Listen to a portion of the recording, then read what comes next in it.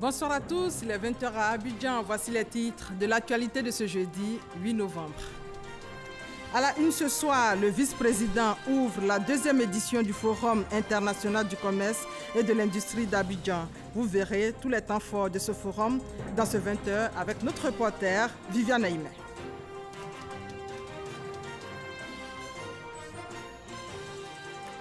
Grève des agents de la santé. Le ministre de la Santé en visite au CHR de Yamsokro pour faire le constat d'usage. Il invite les grévistes à la reprise du travail pour sauver des vies.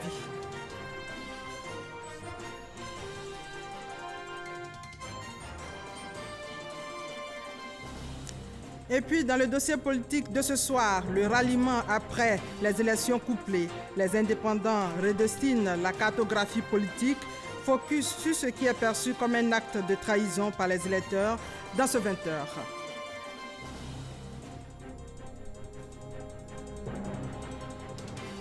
Et enfin, l'ouverture ce jeudi du Salon des infrastructures d'Abidjan à Port-Boué.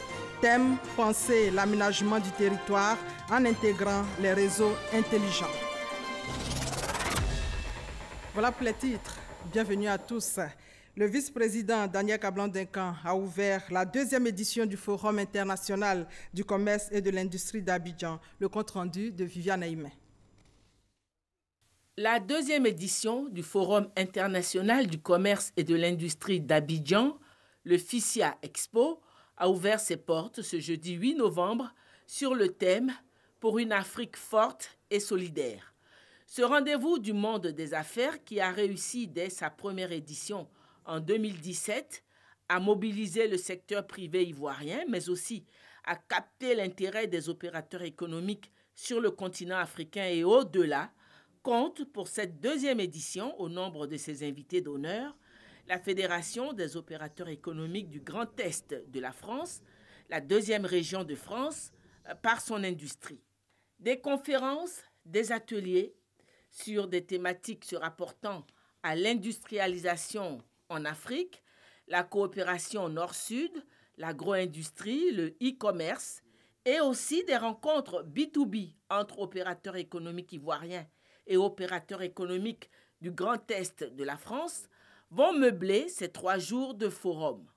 L'ouverture ce jeudi, placée sous la présidence du vice-président Daniel Kablan-Duncan, représentant le président de la République Alassane Ouattara, a été marquée par les interventions de la commissaire générale du Forum, Yasmine Adjami, du président du comité scientifique, Gérard Amangoua, du ministre du Commerce et de l'Industrie, Souleymane Diarra-Souba, parrain de l'événement, qui a saisi l'occasion pour présenter les opportunités qu'offre la Côte d'Ivoire en matière d'investissement. Investir en Côte d'Ivoire, c'est avoir comme marché la CEDEAO, avec environ 350 millions de consommateurs et une classe moyenne émergente à travers un tarif extérieur commun. C'est également avoir la possibilité d'exporter ces produits directement vers les États-Unis, car notre pays est éligible à l'AGOA. C'est également la possibilité de commercer sans difficulté avec l'Union européenne par le biais des accords de partenariat économique qui lient notre pays. C'est également la possibilité de commercer avec les pays de l'Union africaine avec 1,2 milliard de consommateurs par le biais de la zone de libre-échange continentale qui est en train de se mettre en place. Je voudrais vous rappeler que l'Assemblée nationale de Côte d'Ivoire vient d'adopter la loi autorisant son Excellence, Monsieur le Président de la République, à ratifier l'accord portant sur la ZLECAf.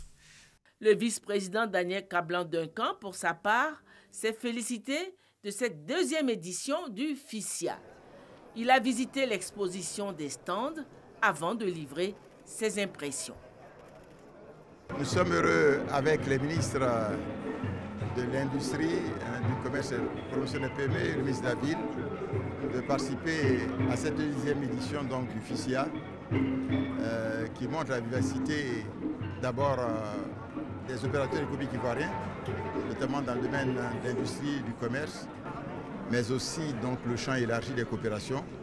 Vous savez que la région du Grand Est de France est, disons que la région d'honneur à cette deuxième édition.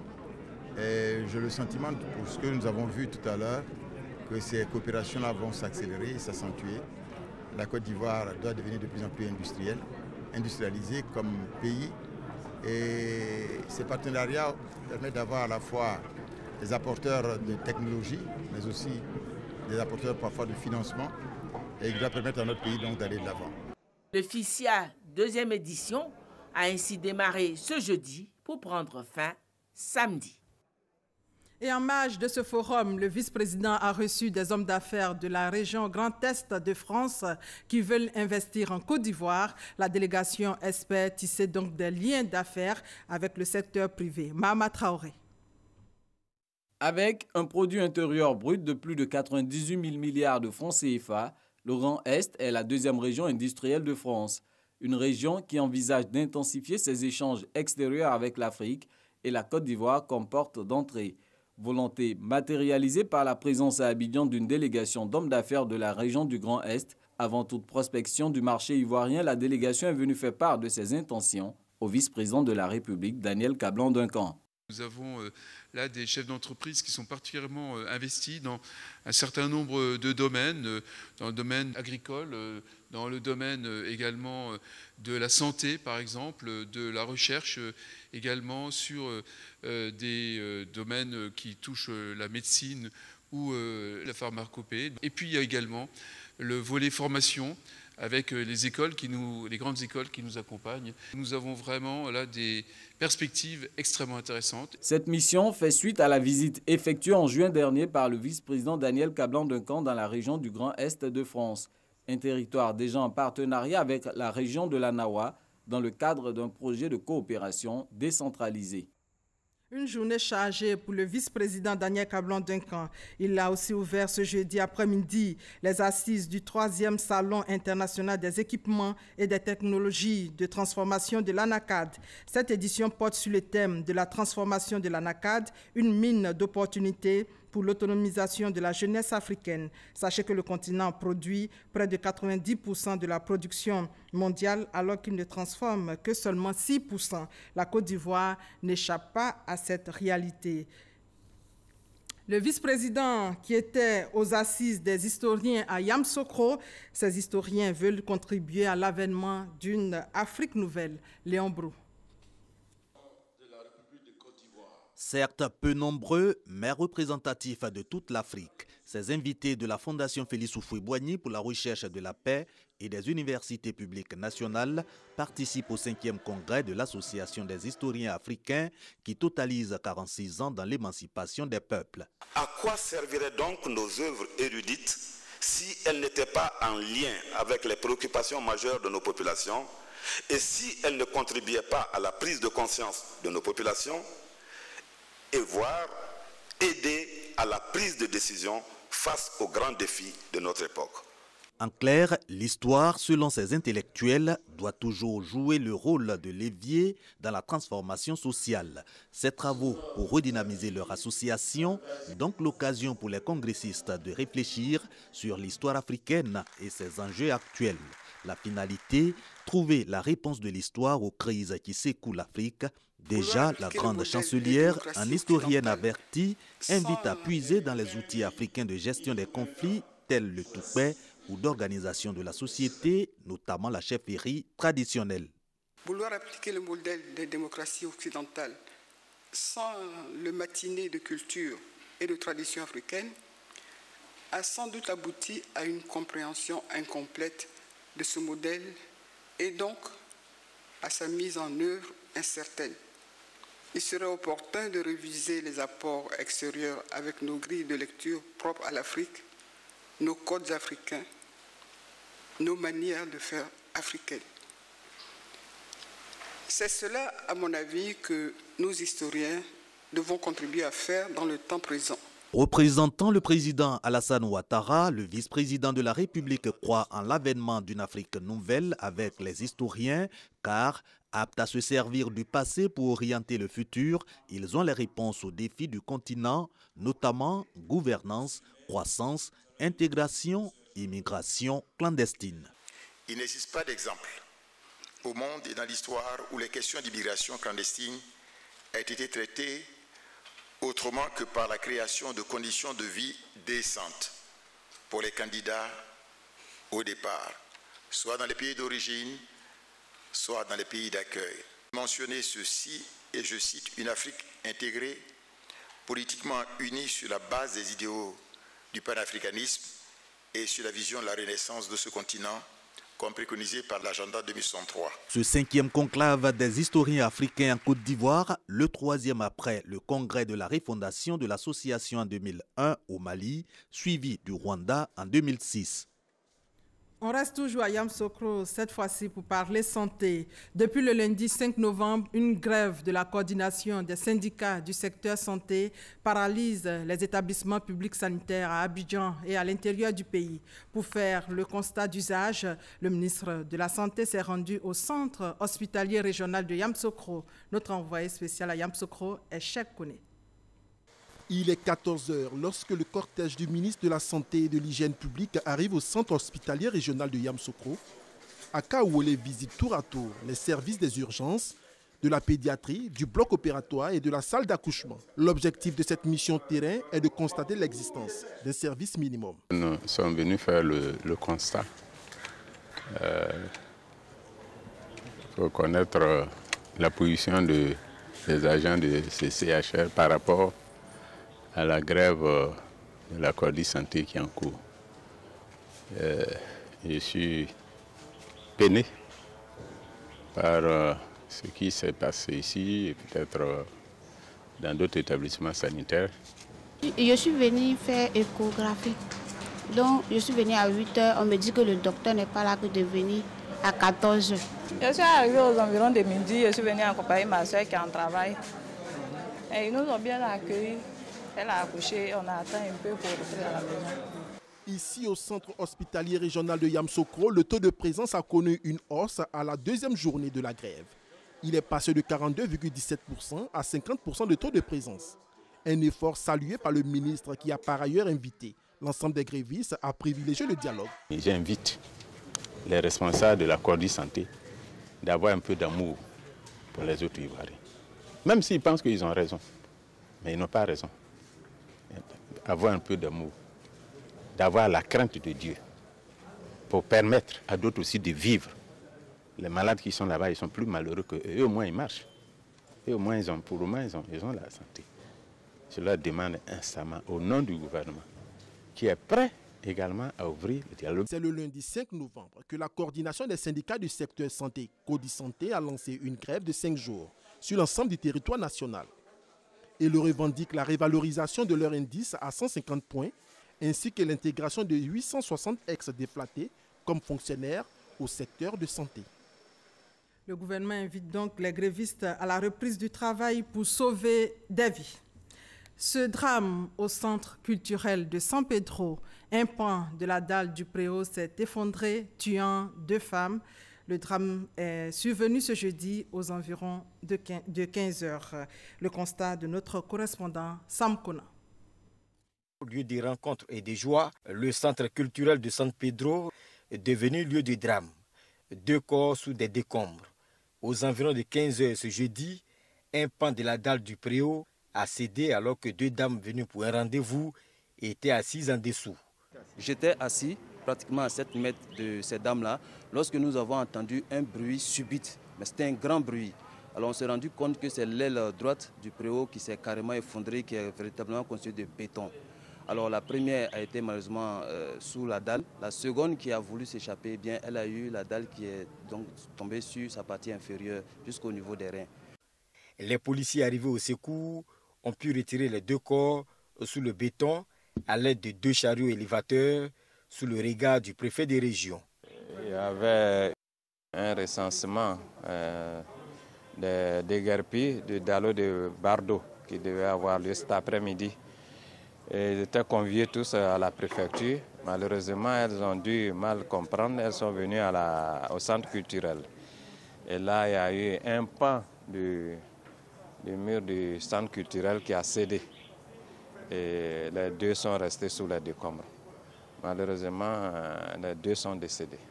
Et nous sommes en train de faire mains et pieds pour rencontrer les parents. Déjà, nous apportons nos condoléances les plus attristées aux parents et à toute la population de San Pedro. Et déjà, je suis en train de voir avec les techniciens pour voir comment nous pourrons déjà, et parce qu'il faut descendre le second pan pour ne pas qu'on connaisse encore d'autres drames, parce que là, ça ne peut plus tenir. Une enquête a été ouverte. En attendant, l'accès au centre culturel est interdit jusqu'à nouvel ordre. Même les bureaux de la RTI qui se trouvent ont été fermés par mesure de prudence. Cette actualité plus légère, la Côte d'Ivoire est au rendez-vous de l'investissement à Johannesburg. Le pays a présenté 3 projets, des projets qui symbolisent la marche de la Côte d'Ivoire vers l'émergence et qui seront proposés aux investisseurs en vue de leur financement. Le point avec nos envoyés spéciaux à Johannesburg, Assema Ambroise et Jean-Luc Gbangbo. La délégation ivoirienne tentera de séduire les investisseurs étrangers, d'abord avec le projet de l'aérocité d'Abidjan. Un projet de ville aéroportuaire à bâtir sur une superficie de 3700 hectares près de l'aéroport international d'Abidjan. Ensuite, le projet d'un nouvel aéroport à San Pedro et son aérocité qui transformeront la deuxième ville portuaire du pays en un véritable pôle économique et touristique. Et enfin, le projet de développement minier intégré de l'Ouest qui mise sur une liaison par chemin de fer de 500 km entre la ville de San Pedro et celle de Mans, à quoi s'ajoute la construction d'un terminal minéralier sur 20 hectares. Tous des projets, de grands projets, tous des projets structurants, tous des projets que l'État voudrait voir sortir pour pouvoir donc accélérer le volume des investissements et la marche donc vers l'émergence du pays. Des projets qui coûteront plusieurs centaines de milliards de francs CFA pour leur réalisation. Des projets surtout attractifs qui épousent les 5 grandes priorités de développement en Afrique définies par la Banque africaine de développement. Nous attendons vraiment qu'à l'issue de ce que moi j'appellerais un roadshow, des investisseurs crédibles, des investisseurs solides, des investisseurs qui ont foi en l'avenir de la Côte d'Ivoire puissent vraiment nous accompagner pour réaliser ces projets-là. La Côte d'Ivoire mise sur les réformes et l'assainissement de l'environnement des affaires pour convaincre les investisseurs. Des réformes qui ont permis au pays d'opérer un retour au premier plan et de retrouver un leadership dans la sous-région. Et ici à Abidjan, le salon des infrastructures d'Abidjan a ouvert ses portes aujourd'hui à Port-Boué. Thème, penser l'aménagement du territoire en intégrant les réseaux intelligents. C'est le groupement ivoirien du bâtiment et des travaux publics qui a organisé ce salon après la 2e édition en 2014. Francis Boifo. 5000 visiteurs attendus pour cette 3e édition du salon des infrastructures d'Abidjan-SIA. Une centaine d'exposants dans 4 grands secteurs, les routes, les télécoms et TIC, les réseaux électriques, l'eau potable et l'assainissement. Thème principal, penser l'aménagement du territoire en intégrant les réseaux intelligents. Intégrer les réseaux intelligents, rendus intelligents par nous-mêmes, parce qu'on l'a par des systèmes informatiques, par des capteurs et des processeurs, qui font que les réseaux s'autogèrent, permettent de gérer des flux beaucoup plus importants et donc de gérer plus facilement les cités. Planifions intelligemment la construction des réseaux de sorte à ne pas les démolir. L'aménagement du territoire consiste en un ensemble d'actions conduites par l'État, les collectivités territoriales et certains établissements publics afin de favoriser le développement des régions. Le gouvernement y travaille et les initiatives sont nombreuses. Le déploiement sur l'ensemble du territoire national d'un réseau haut débit en fibre optique, la modernisation de la cartographie et de l'information géographique, la pose de feux tricolores, par-ci par-là, la gestion intelligente de l'eau, la SODECI, qui aujourd'hui arrive à détecter à l'avance et de façon automatique les fuites. Mais nous pouvons également mentionner la surveillance des réseaux haute tension par des drones, par la CIE. Le SIA 2018 est une plateforme permettant aux entreprises de présenter leur savoir-faire, intégrant les nouvelles technologies. Aujourd'hui, nous avons lancé un nouveau type de ciment qui permet je dirais, l'optimisation du coût de la construction. Ce fabricant de briques pourrait utiliser moins de ciment pour la fabrication à des résistances égales avec d'autres produits. Nous avons le rôle de contractant général, donc nous avons avec nous besoin d'entreprises locales ou internationales qui apportent leur expertise technique dans des domaines très spécifiques Et c'est fort vraiment de ces différents partenaires qu'on peut apporter des solutions clés en main. Au-delà des propositions techniques et scientifiques, ce salon a tout d'un forum économique et les PME, petites et moyennes entreprises, veulent en tirer profit. Nous travaillons de manière classique, mais nous avons besoin de cette nouvelle technologie pour pouvoir effectivement aller de l'avant, créer plus, pour être plus compétitif sur le marché international. Ouvert ce jeudi sur la route de l'aéroport dans la commune de Port-Boué, le salon des infrastructures d'Abidjan referme ses portes le 10 novembre prochain avec des propositions au gouvernement pour gérer de façon efficace les infrastructures en intégrant les nouvelles technologies. 126 milliards de francs CFA pour financer l'initiative Cacao et Forêt. Alors, le comité de pilotage de l'initiative Cacao et Forêt a tenu sa deuxième réunion ce jeudi à Abidjan. L'examen du budget détaillé de la phase de démarrage de l'initiative était au centre de la réunion. On fait le point avec Lanciné Bakayoko. L'initiative Cacao et Forêt est un engagement actif entre les principaux pays producteurs et les entreprises chocolatières. Son objectif, restaurer les zones forestières par l'élimination de toute conversion supplémentaire de terre pour la production du cacao. En ce qui concerne la Côte d'Ivoire, de nombreux engagements pris dans le cadre de l'action commune connaissent un niveau de réalisation très avancé. Il s'agit notamment des engagements suivants. Arrêter de s'approvisionner en cacao provenant des parcs nationaux et réserves, et ce depuis le mois de janvier 2018, actualiser les cartes du couvert forestier et de l'utilisation des terres pour les différentes forêts d'ici au mois de décembre 2018. Cet engagement sera tenu pour ce qui concerne les parcs nationaux et réserves. La cartographie de tous les parcs nationaux et réserves a été donc actualisée à l'exception du parc national du Mont Péco. En phase d'exécution également, le nouveau projet de code forestier. Les outils de gouvernance et le contenu technique déjà élaboré, le grand défi de l'initiative Cacao et Forêt reste maintenant la mobilisation du financement. La validation du budget constitue une étape majeure dans le processus de recherche et de mobilisation des ressources requises pour mettre en œuvre le plan d'action détaillé et entreprendre des actions concrètes sur le terrain. Ce budget en validation s'élève à 126 milliards de francs CFA.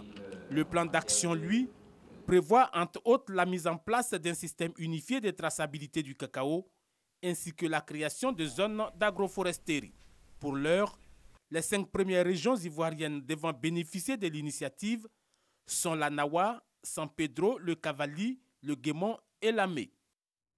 Dans l'actualité ce soir, la Commission nationale des droits de l'homme de Côte d'Ivoire change de dénomination. Elle devient le Conseil national des droits de l'homme. Le projet de loi a été présenté par le garde des Sceaux, ministre de la Justice, ce jeudi. On fait le point aussi avec Kolo Koulibaly. D'abord, 2 projets de loi de ratification adoptés par la Commission. Le premier porte sur la prorogation du mandat des membres de la Haute Autorité pour la bonne gouvernance. En dehors du président de cette institution, leur mandat a expiré depuis le 16 avril 2017. Avec ce projet de loi, ils restent en fonction jusqu'au 31 décembre en attendant la nomination de nouveaux membres. Le deuxième texte présenté par Sanson Kambilé modifie l'article 181 du Code de procédure civile, commerciale et administrative. Le recours aux fins de suspension à l'exécution provisoire a un effet suspensif à compter de la signification de la requête à l'intimé. Toutefois, le projet d'ordonnance précise que le caractère suspensif du recours n'a d'effet que si aucune mesure d'exécution n'est entamée par l'intimé au moment de la signification de la requête. Le troisième projet de loi porte sur la création du Conseil national des droits de l'homme. La dénomination actuelle est Commission nationale des droits de l'homme de Côte d'Ivoire. Ce conseil sera une autorité administrative indépendante, autonome financièrement et au pouvoir renforcé. Il érige la CNDH en une autorité administrative indépendante ayant une autonomie financière. Elle n'est plus soumise au contrôle a priori du contrôle budgétaire pour l'exécution de son budget. Elle ne sera désormais soumise au seul contrôle a posteriori de la Cour des comptes, le pouvoir de procéder de façon inopinée à la visite des lieux de détention afin de prévenir les actes de torture et de protéger les citoyens contre ceux-ci. Avec cette nouvelle orientation, le Conseil national des droits de l'homme est désormais en conformité avec les principes de Paris. On en vient au dossier politique de ce jeudi.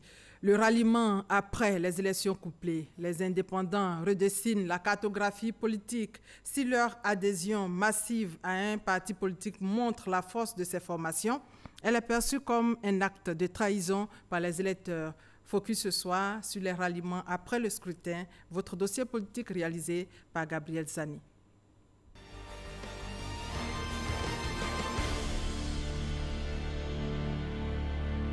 Les élections locales terminées, c'est l'heure du bilan.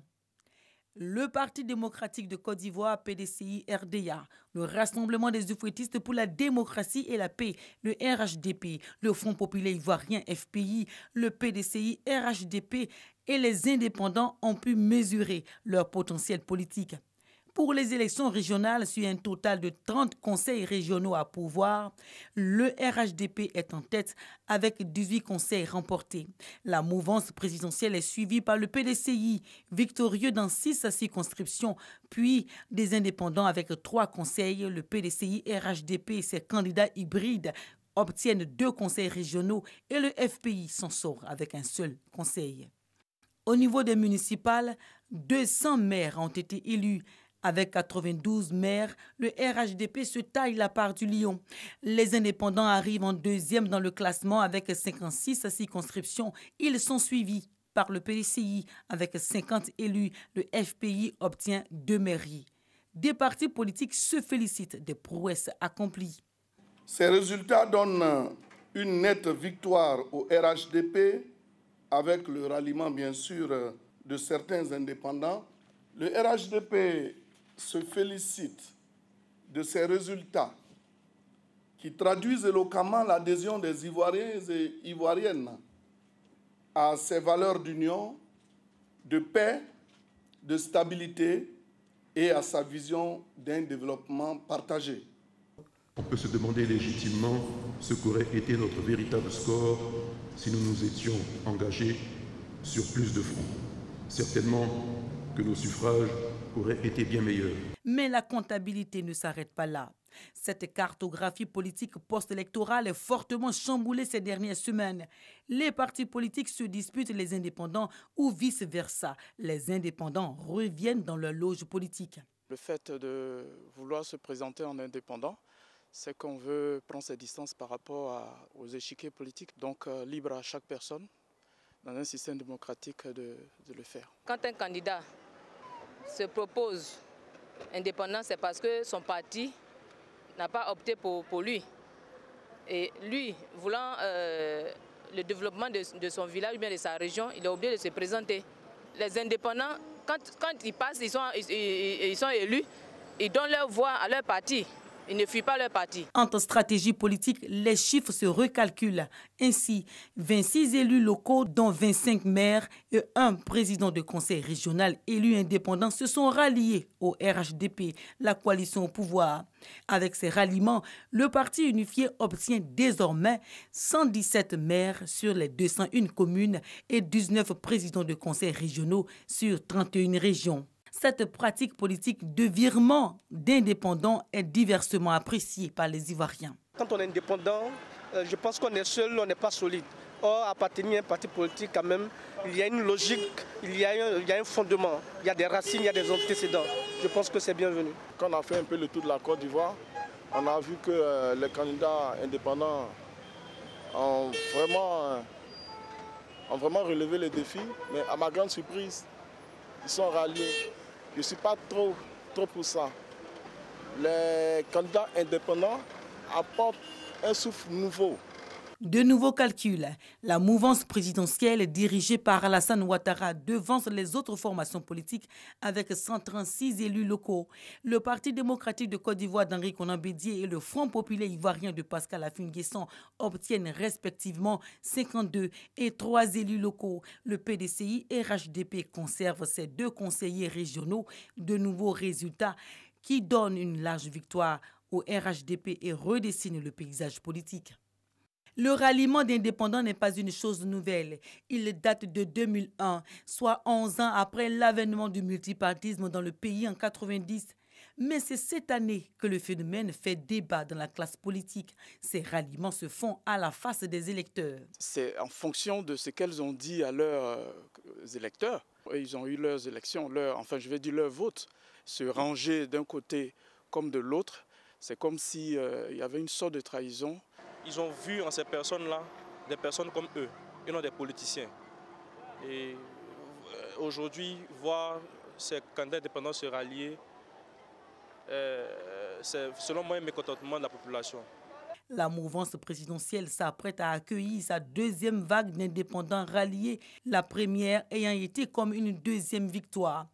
Quant au PDCI, Parti démocratique de Côte d'Ivoire, le parti n'a pas encore officialisé les indépendants affiliés. Le Front populaire ivoirien non plus.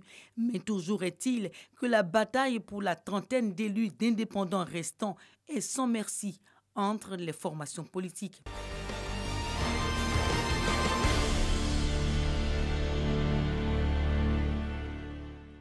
Voilà, le dossier politique met fin à ce 20h. Merci de votre fidélité et très bonne soirée à tous.